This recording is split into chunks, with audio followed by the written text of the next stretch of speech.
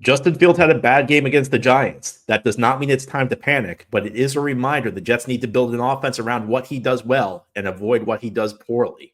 Locked On Jets begins now.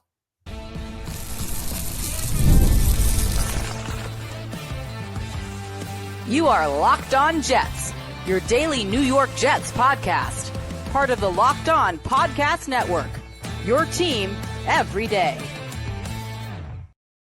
Welcome. This is the Locked On Jets podcast, part of the Locked On Podcast Network, your team every day. It is Wednesday, August 20th, 2025, and I'm your host, John B. from GangGreenNation.com. Thank you so much for making the show your first listen or first watch every day. And a big shout out to you everydayers. This is a daily podcast covering the New York Jets with new episodes each day through the week, Monday through Friday. On today's show, we have our weekly mailbag. Each Wednesday, we try and do a mailbag with listener questions.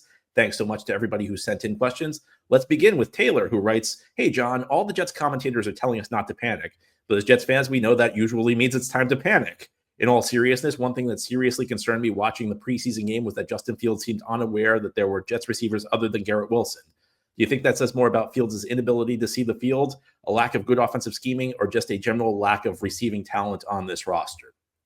Well, I think it's a combination of things. But number one, it's that Fields only threw 5 passes in an exhibition game. And I think under any circumstances, it's very dangerous to try and read too much into a 5-pass sample size. And that's especially true in exhibition season, because you have to remember, this is a practice for the Jets. These are essentially practice games where they're trying to figure out what they do well and what they don't do well. And one of the reasons I'm for playing the starters in the exhibition season, despite the risk of injury, is if you don't play your starters in preseason and you don't get a sense of like what needs to be fixed, you go out week 1 and you mess up and it counts. If you play your starters during the preseason games and somebody messes something up, you can go back to the practice field and get it corrected for week 1.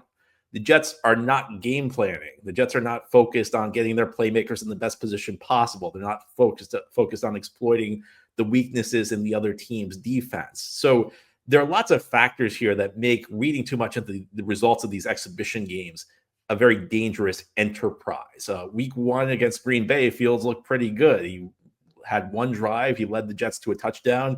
People are talking like, well, this proves Justin Fields is going to be great. Week 2, it's a struggle. He's 1 for 5 against the Giants, 4 yards. People are acting like the Jets are doomed at the quarterback position.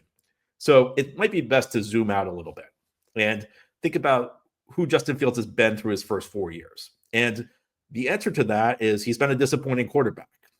The Bears traded up for him in 2021. They gave up a future first-round pick for Fields. And after 3 years, they gave up on him. They traded him to Pittsburgh for a late-round pick. Now, part of it's they got the pick that landed them Caleb Williams. They did not have that pick, and they would have stuck with Fields a little bit longer. Caleb Williams kind of fell into their lap because of a trade they made with the Carolina Panthers a year earlier. But you don't give up on a quarterback after 3 years for a late-round pick if you're happy with his progress. And Fields is on team 3 in 5 years. And you don't get as a high first-round pick to your third team in 5 years as a quarterback if you have succeeded. So I think we have to understand Fields is a flawed quarterback. And, you can scream and yell about how Fields is the Jets quarterback and how he's a bad option. The reality is that the Jets just did not have a lot of good options at quarterback this offseason. I mean, who are the alternatives? I think the 2 most logical would have been Daniel Jones and Jameis Winston. Jones, I think, is making a little bit less than Fields, but probably has a little bit less upside than Fields. Winston's making very little. He's a 10-year veteran. He doesn't really have any upside. I think if the Jets had signed Jones or the Jets had signed Winston, I don't think the Jets would necessarily be in an appreciably worse spot, but I don't think they'd be in a better spot. The reality is the options were all terrible for the Jets. And this goes back to a lot of foolish decisions the Jets have made over the years, not thinking in the long run. The Jets in 2023 and 2024 were ultra short-term focused. And we knew going in. I mean, I can't count how many Jets fans in 2023 told me, I don't care about what happens 2 years down the line. Who cares about 2025? Well, 2025 is here now. And, you didn't have a lot of good options at the quarterback position. The way I view Fields is this. There are some quarterbacks like Joe Burrow, Josh Allen, Lamar Jackson, Mahomes, who lift their team up. They can take a team that's okay and just make them better. You have quarterbacks who are like at the bottom of the league, your Christian Hackenbergs, your Curtis Painters, guys who just can't function at all. And then you have like the middle class. And I think a lot of quarterbacks fall in this middle class. And these are guys who, if everything around them is good, they'll succeed. And if everything around them is bad, they won't succeed. At the high end of this group, you have like Tua Tagovailoa, who, when things are working in Miami, he has that offense running at a really high level. The Dolphins can be an elite offense when everything's working around Tua Tagovailoa. I think Fields is at the bottom of that group of quarterbacks.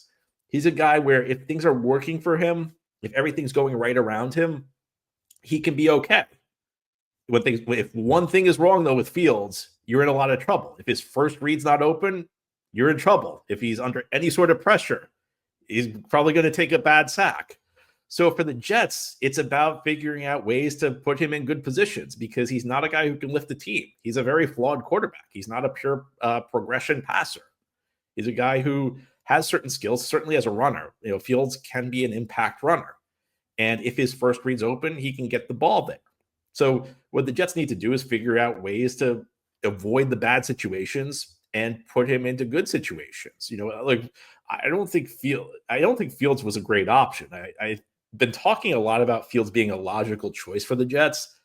There's a difference between a good option and the best of a bunch of flawed options. And I think that Fields was the best of a bunch of flawed options the Jets have. So I think a lot of this now goes to the offensive coordinator, Tanner Engstrand. And it's really challenging when you have a quarterback as limited as Fields to put him in a position to succeed because, Fields is not a guy who can get to his second read with consistency and certainly not a guy who can get to his third read with consistency. So that means you really have to scheme things up to give him easy reads, easy throws. It also means you have to select the right types of plays for Fields. I think that, he's a guy who's very effective on run-pass options, and run-pass options are essentially you're reading one defender.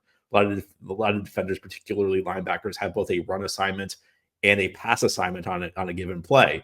So what happens on the run-pass options, the quarterback gets the ball, he kind of like fakes a handoff, and he sees if the defender plays the run. If he plays the run, then he throws the ball behind the linebacker. If the linebacker plays the pass, he hands the ball off. Fields is pretty good at running those plays. He was actually very efficient at running those plays in Chicago and utilizing Fields' abilities as a runner. Use him on designed runs. Those are the types of things Justin Fields needs to be able to do. But going back to Taylor's question, should we be worried that Fields only sees Garrett Wilson? Well, you kind of have to understand who Fields is as a quarterback. He's a guy who is not a great, again, he's not like a pure progression passer the way like a lot of the classic pocket passers are. He's a guy who, is more focused on his first read. And the other aspect of this is Garrett Wilson is the only good receiver on the Jets roster. So that's another factor here. Sometimes, and you look across the league, I mean, every quarterback does this. Even when Aaron Rodgers was here with the Jets, sometimes he'd look at the matchups and he'd just say, I like this matchup and I'm not going to go through my progressions.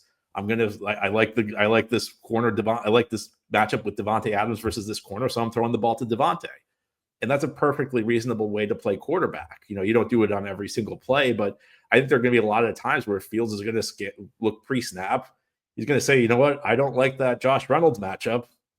I don't like that Allen Lazard matchup. I don't like that Arian Smith matchup, but that Garrett Wilson matchup's looking pretty good. And that's where he's going to go with the football. Look, it's partially a function of Fields' limitations as a pocket passer, but it's also partially a function of how limited in talent the Jets are at the receiver position. Garrett Wilson needs to have targets funneled to him because there's nobody else who can make plays there. So a combination of these things. The one thing I would say is that at least through the first two preseason games, and long way to go, so I don't want to draw sweeping conclusions, I do think the design's pretty good. I have been pretty impressed by the way Tanner Engstrand has designed plays. I do think that they're doing a pretty good job of scheming guys open. Now, with a quarterback who has Fields' limitations, there's only so much Engstrand's going to be able to do. In fact, even on the touchdown Fields scored in Green Bay, Engstrand schemed up a really easy pass to Garrett Wilson. Garrett Wilson was wide open, and Fields just didn't throw the ball. And then Fields' athleticism took over, and he ended up making the play better than it would have been if he had thrown to Garrett. So that play, I guess, is kind of like the ideal of the Jets season. Justin Fields is going to take some things off the table. He's going to miss some easy reads. The hope is that the natural talent takes over and you see the positive more often. Now, ahead here on the Locked On Jets podcast, we'll talk about a guy who was a recent early round pick, Malachi Corley, who's now on the roster bubble. And last year kind of put him in this position. It was not a good rookie season. We're going to discuss what happened with Malachi Corley to put him in such a precarious spot as we continue here on this Wednesday mailbag edition of Locked On Jets.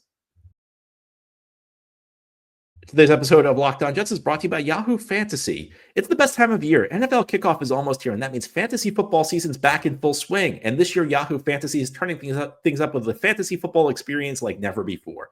This year, me and Locked On Jets are playing on Yahoo Fantasy, and you should too, whether you're a first-timer or a veteran making your millionth league. I've been playing Yahoo Fantasy since 2004. And it's been around for 28 years. Well, to celebrate 28 years of fantasy football greatness, Yahoo Fantasy is dropping 28 big new features throughout 28 days through August. To kick it off, they just dropped Yahoo Fantasy Guillotine Leagues, a killer new way to play fantasy football on Yahoo, where the lowest scoring team gets eliminated each week until there's one team left standing. With the new season around the corner, now's time to get your league together and give this new mode a try. Or if you're more into the classics, you can still play head-to-head in private leagues or join a public league. Stay tuned for more killer announcements and start playing Yahoo Fantasy Football now at yahoofantasy.com/LockedOnNFL. Thank you so much for making Locked On Jets your first listen or first watch every day. And a big shout out to you everydayers. This is a daily podcast covering the New York Jets with new episodes each day through the week, Monday through Friday. Let's continue now with our weekly mailbag. Our next question comes from Chris, who writes, "Hi, John. I was wondering if you had any insight on what happened with Malachi Corley last season. It feels like when they drafted him, Saleh and Douglas thought he would steamroll the opposition. Then he went to not even being active for games. I can only guess that by the time he got to OTAs, they must have realized he was not up to speed. Did you hear more on what went on there? It seemed like quite a shift, and I never heard anybody really explain that." I think that the Jets really overestimated how ready Corley was. And the more the further away we get from that draft, the more I feel like Saleh and Douglas just got really excited watching film of him run over small school corners, because that's really what he did in college at Western Kentucky. At the time the Jets picked him, I wasn't necessarily opposed to the pick because any prospect could end up being good. Jeff Ulbrich was around him at the Senior Bowl. But what concerned me was that last year's draft was really, really stacked at wide receiver. And you got the impression from reading about the Jets draft room that they were just fixated that Corley was the only guy they could get. And I was really kind of scratching my head at that because there was so much talent in last year's wide receiver class, in the 2024 wide receiver class. And the guy you were obsessed with was this small school guy who never really ran routes.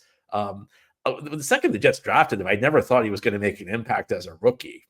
And, sometimes you learn more from your mistakes than you do from the things you get right. And when I go back to 2020, I got Denzel Mims completely wrong. I thought Denzel Mims was going to step into the NFL and be great. So when I get something wrong, I try and go back and figure out, why did I get this wrong? And I think the biggest reason I got the Denzel Mims wrong was Mims was really, really raw as a route runner coming out of college. He really only ran 3 routes at Baylor. And in the NFL, you have a huge route tree. You may see online, the classic route tree that has 9 routes, but that's decades old. In the NFL, you have to run 20, 30 different types of routes now as a wide receiver. And Mims had to learn an enormous amount when he entered the NFL. And that was something I really didn't appreciate at the time. So when I saw Corley, I saw a guy who really didn't run any routes in college. I mean, over half of his production was on screen passes. He was the reason it was the Yak King, yards after catch king. That was his nickname in college, was because he caught screens, and on screens, all of your yardage is Yak yards. So it felt to me like it was a big ask to think Corley was going to be able to help the Jets last year. And the thing that made it even tougher was the fact Aaron Rodgers was your quarterback. I mean, I don't think you could have a wide receiver less attuned with what Aaron Rodgers wants than a guy like Malachi Corley, a guy who's a rookie who never really ran routes, because Rodgers is famous for being really hard on young receivers. Rodgers wants routes run very precisely. There was even an issue with Garrett Wilson, who's a good route runner, because the perceptions Garrett Wilson kind of freelances on routes. And the best way I can describe that is essentially Rodgers wants you at a specific place at a specific time. 2 seconds into this play, he wants you at this specific spot, not a yard away, not 2 yards away, not half a yard away. He wants you right there. And Garrett Wilson has a tendency to kind of freelance a little bit, which is, I guess the comments about Garrett Wilson freelancing are true. Garrett Wilson may get open. He may throw a move on a guy. He may fake left and then break right. And then 2 seconds into the route, maybe he's wide open, but he's not at the spot. He's not at the precise spot he's supposed to be. And that created kind of an issue with Aaron Rodgers. With Corley, You had a guy who really didn't know how to run routes. But there's another factor at play here is that Aaron Rodgers wants receivers to read the defense with him. And Aaron Rodgers wants receivers to adjust their routes based on what the defense is doing. So you may have a route where you're cutting right, but if the defense is aligned a certain way, you change your route, you cut left. And Corley is like in the middle of like learning like the basics of route running. So now you're asking him to read a defense. I know after that draft, the Jets trotted out Rodgers to give a quote about the media about what a great fit Corley was going to be, but it was never really realistic. Corley was a huge project when the Jets drafted him. He was a guy who really didn't know the basics of the wide receiver position. And I think it's fair to say a year in, there has not been a lot of progress on that front. And, I don't want to I feel like I'm spending a lot of time on this podcast criticizing Corley. And it's tough as a young player in this league. And I know how hard it is. I don't want to be overly critical, but I think that the Jets really made an odd choice last year when they drafted him. And I don't think they really did him any favors by hyping him up the way they did. The Jets, when they drafted him, they made it sound like he was going to be the next great player in the NFL. And he was a guy who needed a lot of work. And the name I kept hearing over and over was Deebo Samuel, because Deebo Samuel is a physical runner. He's kind of like a running back, wide receiver hybrid. The 49ers have used him all over the field. The thing about that, though, is you go back to Deebo Samuel's draft class in 2019. He was one of the best route runners in that class. So, yeah, I guess Corley could be they viewed him as a hybrid receiver running back, but Deebo Samuel was a really good conventional receiving prospect in a way that Corley was not. Corley was much more of a project. So I don't really know why. I think the Jets just completely botched the evaluation, because when they picked him, I said, this kid is not going to help the Jets in 2024. This is a huge project. The hope is maybe he can help them later. But I think that my guess is that's what happened. We haven't heard anything officially from them, but that's kind of the impression I get. Next question, John, with the waiver period starting soon, where should the Jets actively be looking? Should it be best player available or position specific? It's a combination of the two. I think there are certainly spots where the Jets should be looking at certain positions to upgrade. I talked a bit about this yesterday. I think tight end's a position where they should be active on the waiver wire. I mean, I would have to think on the 31 other teams, some other teams' number 4 tight end's got to be better than the current Jets' number 3 tight end. So that's a spot where they should be looking to upgrade. I think you always look on the offensive line for developmental talent. I think the wide receiver position is a spot where the Jets certainly could use a little bit of help. At safety might be a spot where I don't think the Jets are terrible at depth, and they've had some guys shine in preseason. But you could always look for an upgrade there. But also you just keep an eye on your board. You keep an eye on who's available. But I think that the waiver wire is one of those things that tells you which front offices are doing their homework, which front offices are really digging deep. And as I mentioned yesterday, one of the areas where Joe Douglas was really good when he was the Jets GM was the waiver wire, where they got Quincy Williams, John Franklin Myers, to a lesser extent Nate Herbig, to an even lesser extent Braxton Berrios. Some very successful waiver claims. I also think that we overestimate how much knowledge teams have on players, because right now there are 90 players across the league. So that's over 2,800 players are on NFL rosters in the preseason. There's no way you have a detailed scouting report on 2,800 guys. I mean, your entire scouting staff could be working around the clock for 24 hours, and you still wouldn't have the manpower to develop comprehensive scouting reports on every player. So the question is, how deep can you scout? Can you work your contacts? Can you find the shortcuts that will help you find the players who will help your team? This is one of those under the radar ways that teams are, you find out whether teams are savvy or teams are not savvy. How do they handle the waiver wire? Are they able to make effective waiver claims? Because nobody can scout every single player who's going to be available, but the teams that are good figure out shortcuts, and they find one hidden gem that maybe another team could not. So that'll be an early test of the Glenn Mougie regime is, can they work the waiver wire? But this Jets roster right now, it's not one of the top rosters in the league. And the 54th best player somewhere else must be better than the 53rd best player on this Jets team. So they should be aggressive with waiver claims. I think it's a combination of position versus BPA, though. There might be a position where the Jets don't have a big need, but if a good player shakes free, they should look to claim him. But they should also be looking. There are certain positions where they should be spending a lot of their scouting time, a lot of their man hours trying to upgrade tight end. As the positions I mentioned: tight end, offensive line, wide receiver, maybe safety. Now, here on the Locked On Jets podcast, we'll talk about the doomsday scenario for the New York Jets this year. I don't want to talk about it, but there's some questions. If the Jets end up with a high draft pick, maybe they pick a quarterback. Is this actually a recipe for success in the NFL? Is this actually the magic path to getting to a Super Bowl? The answer for that's not entirely clear, and I'll explain why as we continue here on this Wednesday mailbag edition of Locked On Jets. Today's episode of Locked On Jets is brought to you by Gametime. Have you ever decided at the last minute to head to a ball game with friends or family? Maybe it's game day and you suddenly realize you want to be in the stands. That's exactly where Gametime comes in. It's the easiest way to grab last-minute tickets without the stress. With the money you save on tickets, you can splurge on food, drinks, merch, or even invite a bigger group to come with you. Gametime makes it possible. Gametime makes buying tickets fast and simple. Prices on the app actually drop the closer you get to first pitch, and they've got incredible last-minute deals, clear seat views, and a lowest price guarantee that takes the worrying out of buying. I've used Gametime myself. I don't just tell you about it. I use it. I've used it to go to theater. I've used it to go to sporting events. I've got great deals at the last minute. I also like the view from your seat. They show you a picture of what it's going to look like from your seat, so no surprises when you arrive. You know exactly what you're going to be able to see. Take the guesswork out of buying tickets with Gametime. Download the Gametime app, create an account, and use code LOCKEDONNFL for $20 off your first purchase. Terms apply. Again, create an account and redeem code LOCKEDONNFL for $20 off. Download the Gametime app today. Last minute tickets, lowest price, guaranteed. This is the Locked On Jets podcast here on this Wednesday. We're doing our weekly mailbag show. Our next question is about the quarterback position. Something I've wondered for a long time, John. Why do teams trade up to number one to take a quarterback? Why do so many fans want their teams to tank or fail to get the number one pick? How many number one overall pick quarterbacks even pan out? This might be a good article idea rather than a mailbag question. How many times does trading up for a quarterback even lead to good results?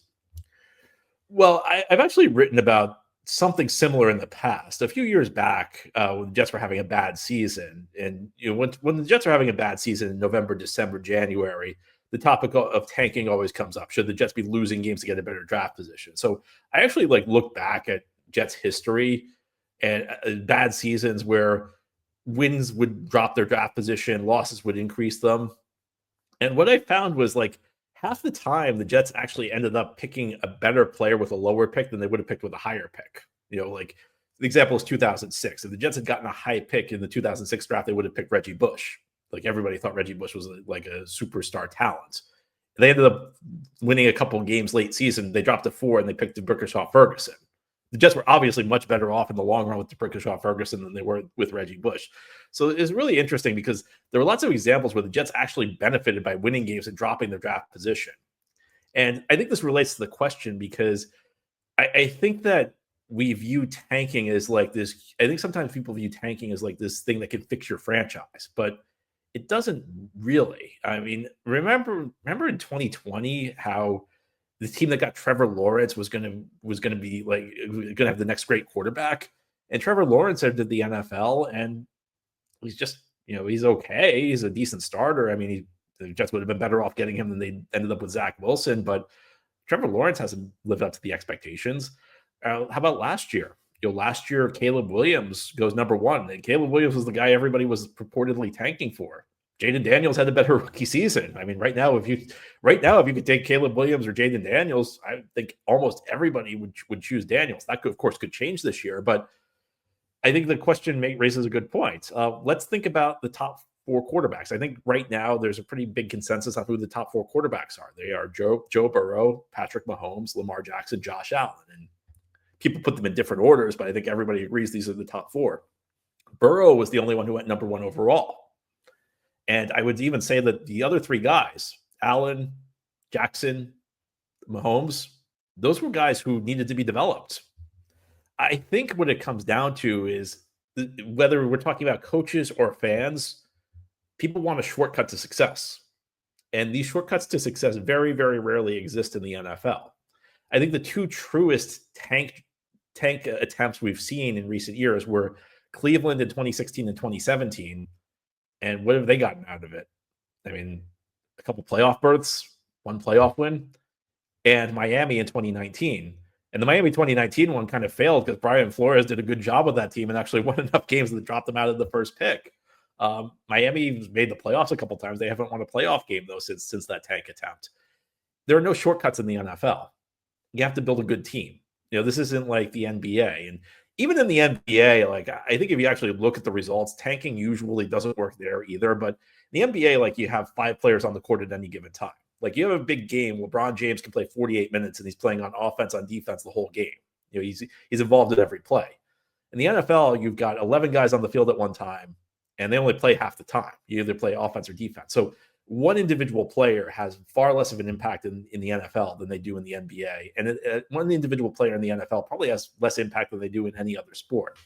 A quarterback, of course, is essential in the NFL, but I think that people try, and I think this is especially true of coaches and GMs. Their job's on the line. They think that the quarterback's going to magically save them.